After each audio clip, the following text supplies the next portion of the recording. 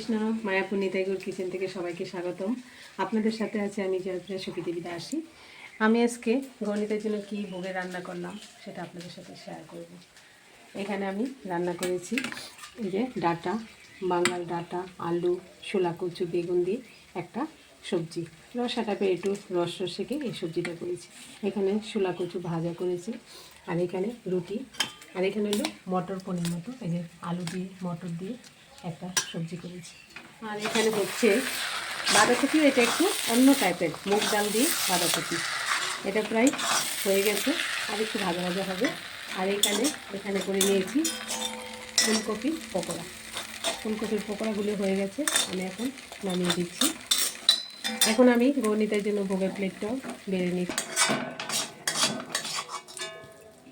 এই যে সবজিটা হয়ে গেছে।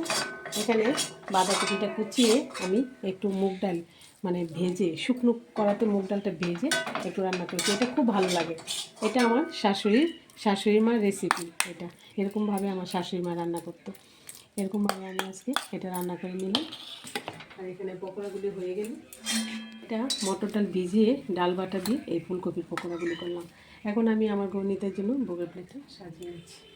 এই যে আমি ভোগের জন্য অন্নটা বেড়ে নিয়েছি, আর এখানে আমি একটু সাইডে একটু ভগবানকে লবণ দিয়ে দিচ্ছি।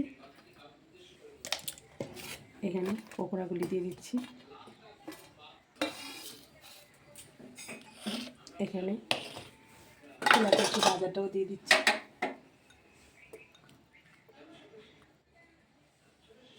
আর ভগবানের জন্য এই যে বাঁধাকপি ঘন্টটাও বাটিতে বেড়ে নিচ্ছি।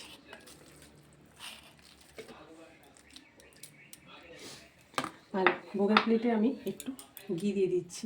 আমাদের ভগবানের যখন ভোগ লাগানো হয় তখন অল্প একটু ঘি দিয়ে ভগবানকে ভোগ লাগাতে হয়, তার জন্য আমি ঘিটাও দিয়ে দিলাম। আর এই সবজিগুলো বেড়ে নিচ্ছি, নিয়ে আমি আমার গৌরীতাকে ভোগ লাগিয়ে দিচ্ছি। আর আপনারা গৌরীতাকে দর্শন করে নিন, গৌরীতাকে লাভ করুন। সবাই ভালো থাকবেন, সুস্থ থাকবেন। আবার দেখা হচ্ছে পরের ভিডিওতে। হরে কৃষ্ণ।